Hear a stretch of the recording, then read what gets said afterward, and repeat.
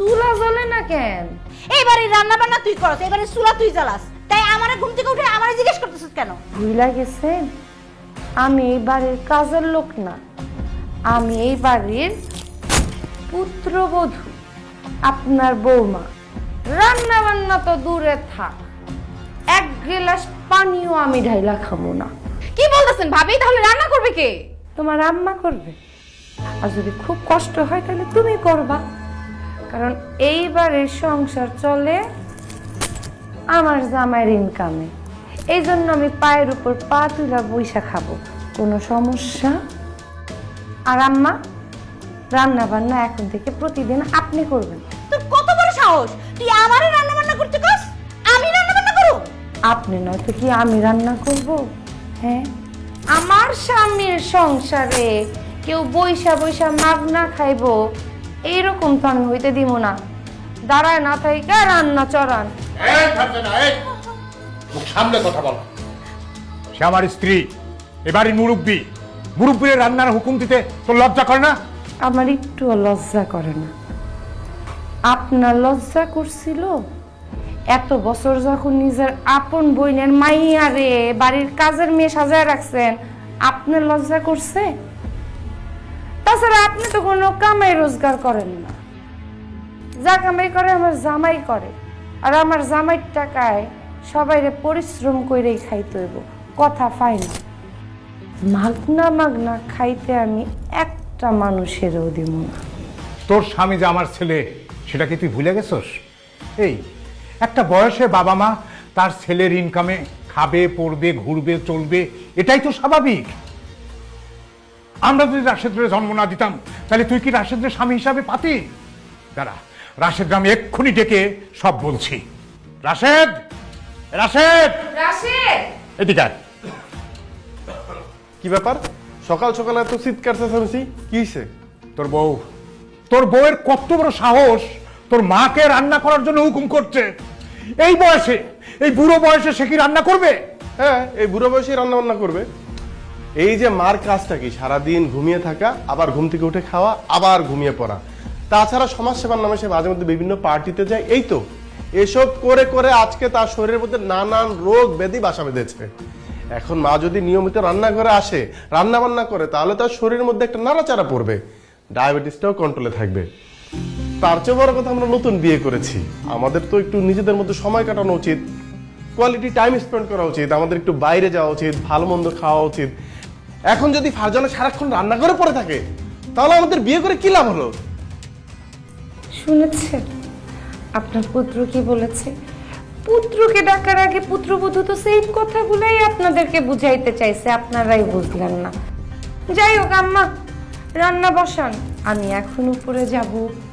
আমার যেহেতু এতকাল মোবাইল ছিল না, আমার স্বামী আমাকে একটা সুন্দর মোবাইল গিফট করছে, ওই মোবাইলের মধ্যে আমি ফেসবুকের অ্যাকাউন্ট খুলব, কালকে বিয়ের ছবিগুলো আপলোড করব।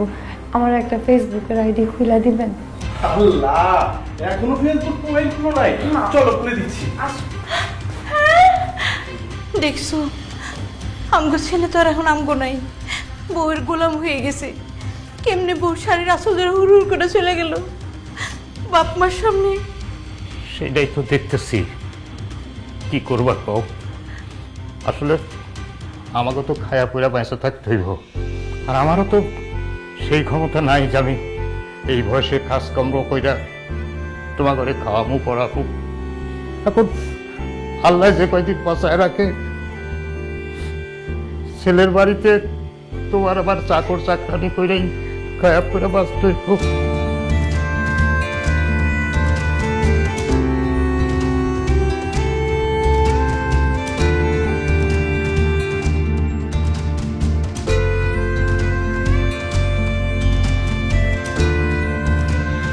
রাশেদ, তোর বউ যা করতেছে খুব খারাপ করতেছে, খুব বেশি বেশি করতেছে।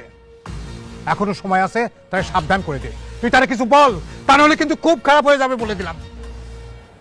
আমি আমার বউরে কিছু বলতে পারবো না বাবা। আমার বউরে দেখলে আমার গলা শুকিয়ে আসে ভয়, আমার মুখ দিয়ে কোনো কথা বেরোয় না। সি সি সি সি, তুই আমার পোলা হইয়া বউরে দেখে ভয় পাস, এই কথা কইতে তোর লজ্জা করে না?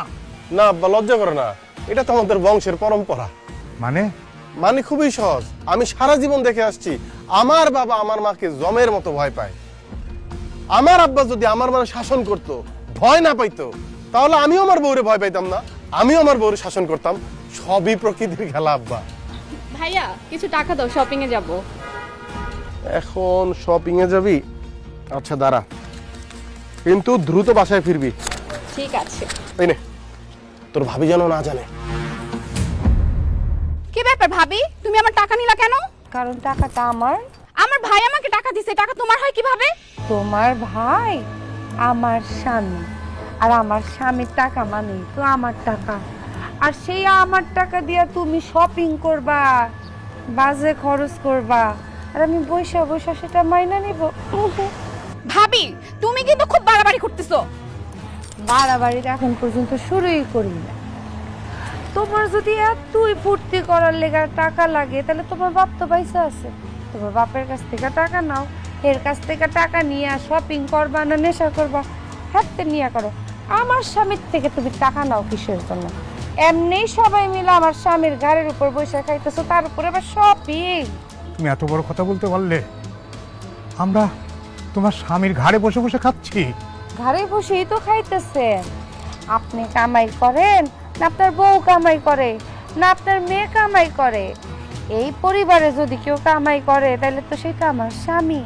হ্যাঁ, আরে তোমার কি টাকা খুব বেশি হয়ে গেছে? হ্যাঁ, খবরদার রাশেদ আমারে না জিগায় যদি তুমি তোমার বাপ মার বোনেরে একটা টাকা দিছো, তাহলে কিন্তু তোমার খবর আছে।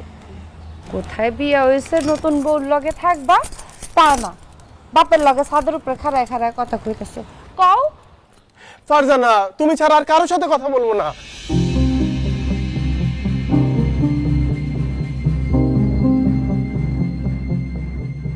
ভাই দিলু, তুই তো আমার কাছে 20,000 টাকা চাইছিলি, 20,000 টাকা ম্যানেজ করতে পারি নাই। আপাতত এই 10,000 ম্যানেজ করছি, এইটা দিয়ে চল। আপারে 20,000 হলে খুবই ভালো হইতো। ঠিক আছে, আপাতত 10,000 টাকা দিয়েই সমস্যার সমাধান করবো নি। তো আর বাকি 10,000 করলাম আগামী সপ্তাহে দিস আপা। আচ্ছা ঠিক আছে, ওইটা দেওয়া যাবে না। এই যে এই ব্যাগের মধ্যে কিছু ফল ফ্রুট, মাছ মাংস, মুরগি আছে, আর এই যে মিষ্টিগুলি, এগুলি বাড়িতে নিয়ে যা। তুই কিছু দিলে তো আপা আমি না করা পারি না। তার দিলে একটু ভালো কিছু দিস আপা। ওই যে তুই যে না আগে তরমুজ দিছিলি না, পাইনছে আমার বউ তো খাইয়ে এইরকম চিৎকার চেঁচামেচি শুরু করে দিল। ওই যে আমি কইলাম না, দিলে ভালো কিছু দিস। আমার বউ তো ওর বড় ঘরের মাইয়া, মানে ভালো কিছু ছাড়া খাইতে পারে না। আচ্ছা ঠিক আছে, আপাতত আজকে যাই। বলে ভাই, রিক্সা ভাড়াটা যদি একটু দিতেন। ও হ্যাঁ, শোনো, রিক্সা না, তুমি হলে আমার শ্যালো।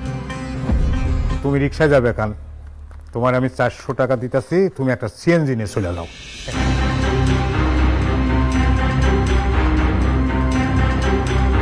কই আসি, দাঁড়ান দাঁড়ান দাঁড়ান, ব্যাগে কি?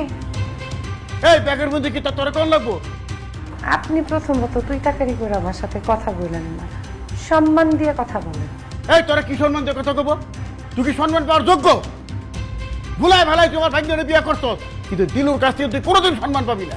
তুই কাজের বেটি আসছিলি, কাজের বেটি থাকবি। ভাবছিলাম সম্মান দিয়া কথা কইব, শত হইল মামা শ্বশুর, কিন্তু বেটা তুই সম্মান তো দূরে থাক, তুই তো কোনো কিছুরই যোগ্য না। এই তোর কত বড় সাহস, তুই আমার ভাইরে তুই তুকারি করে কথা বল?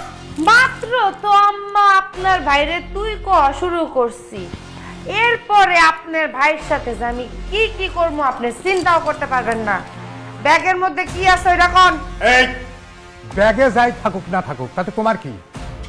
তুমি আমার শালাবাবুর সঙ্গে তুই তুকারি করে কথা কইতাছো, তারে অসম্মান দিয়ে কথা কইতাছো কোন সাহসে? কারণ আমি আপনার পুত্রবধূ, সেই সাহসে। এই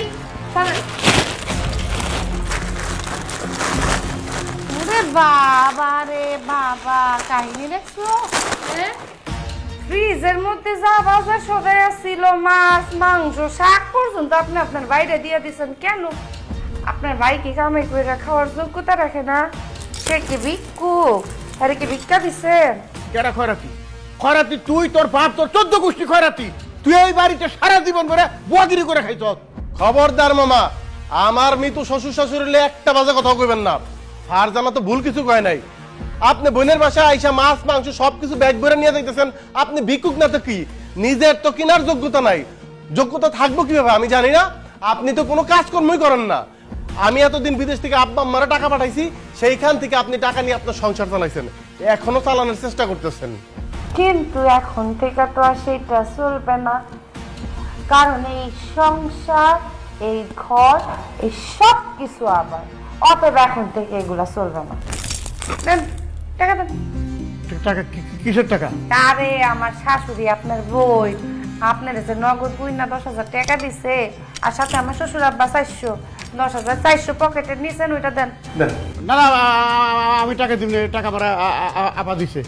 দেখেন না, আমি আপনার ভাইগনার বউ, এই বাড়ির পুত্রবধূ।